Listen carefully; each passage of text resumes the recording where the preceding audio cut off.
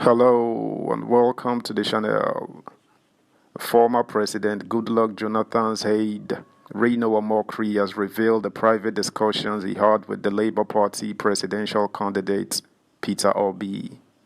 Reno has been consistently critical of Peter Obi and the Obedient movement since Obi declared his intention to run for the presidency. Waiting this man where they bash Obi at every turn, one follow Obi discuss. We go hear him soon. Subscribe, like, share, and comment. Thank you. Reno reveals private discussions with Obi ahead of 2023 election.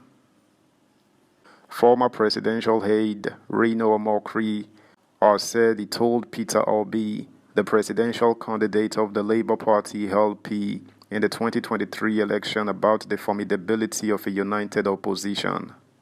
Writing on his verified social media pages, Omokri accused supporters of Obi of working themselves up to an emotional state. He stated, if a united opposition could not defeat the APC's rigging machinery in 2019, how could a divided opposition do so in 2023? This is what I privately told Obi and publicly explained to Obedience. It is just common sense. Obedience work themselves up to an emotional state and insult everybody without even trying to comprehend where people are coming from. Elections are like war. You don't do what you want to do. You do what you have to do to win.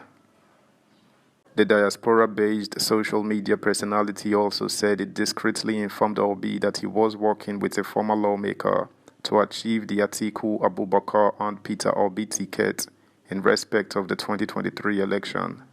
He wrote, if the People's Democratic Party had presented that ticket, Wike would not have had the moral authority to maintain his stance with the G5, so he would not have openly worked against us, and no amount of rigging would have stopped our victory. Omokri added that Obi left the PDP while they were still working on their plans and they saw on TV that he had joined the Labour Party. Furthermore, Omokri stated that Obi's exit from the PDP in 2022 made Bola Tinubu's journey to the presidency easy.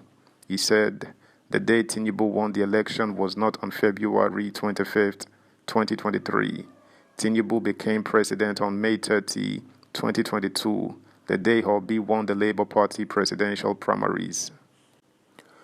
Earlier, Omokri said supporters of Peter Obi, the presidential candidate of the Labour Party LP, only slander him because of hatred. Omokri, via his verified Twitter handle, quashed insinuations that he collected money from Bola Tinubu, the current president of Nigeria, to demarcate Obi during the 2023 election. In similar vein, amid the heated crisis in the People's Democratic Party (PDP), Senator Matthew Ugwu said Atiku Abubakar's failure at the presidential polls was caused by the exit of Peter Obi and the feud between the national chairman Iyorchia Ayu and the G5 governors. The ex-lawmaker representing Edo South District stated this during a live telecast on Channels TV's late-night program Politics Today. The election was there for Atiku to win, he said, so much that even the APC acknowledged it. Former President Muhammadu Buhari also admitted that it was the division in the PDP that caused our loss. That was also what Adams Oshiomhole was referring to when he appeared on your platform. Senator Urogide also stated that it would have been a different scenario if the PDP had been united and settled their differences in the build-up to the presidential polls. He added that Obi's stay in the PDP would have proved pivotal to the chances of the PDP at the presidential polls. Senator Urogide also referenced the rebellion of the G5 governors for costing the PDP severely at the presidential elections. His words, let me also say this, even though the governors, G5, were overbearing by their actions, insisting that the national chairman of the party step down.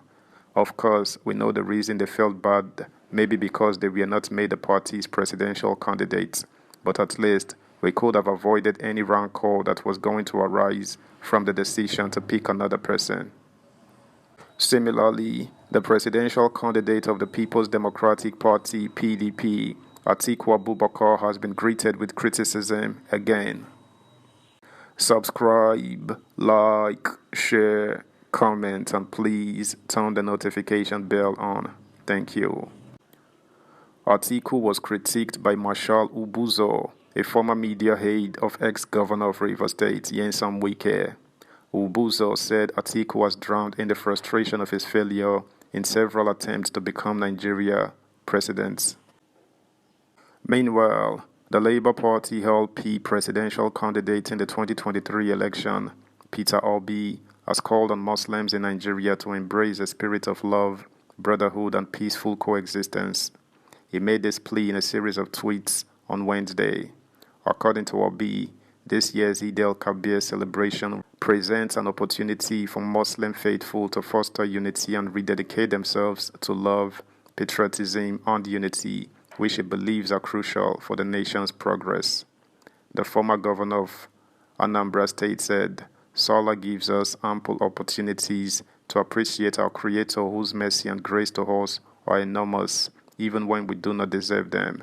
Nigerian Muslims should use this solemn period of Salah to present Nigeria's discomforting situation to Allah for His prompt intervention. I urge Nigerians to devote themselves to the values that unite and bind all citizens in love. Let us permanently put behind all divisive tendencies. We should not despair and miss the essence and meaning of Eid el-Kabir festivities and the divine succor that it brings in assuring us that there is always a light at the end of every tunnel. A new Nigeria is possible."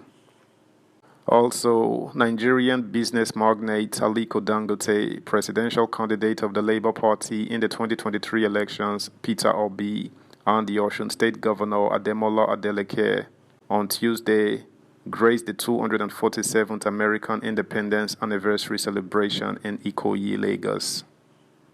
The event was hosted by U.S. Consul General Will Stevens and the Charge d'Affaires of the U.S. Mission in Nigeria, David Grain.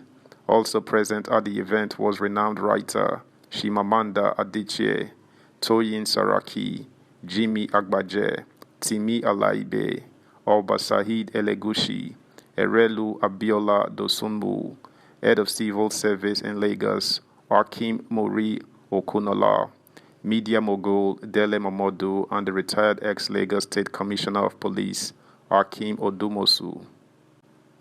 That's the news, guys. Thanks for listening.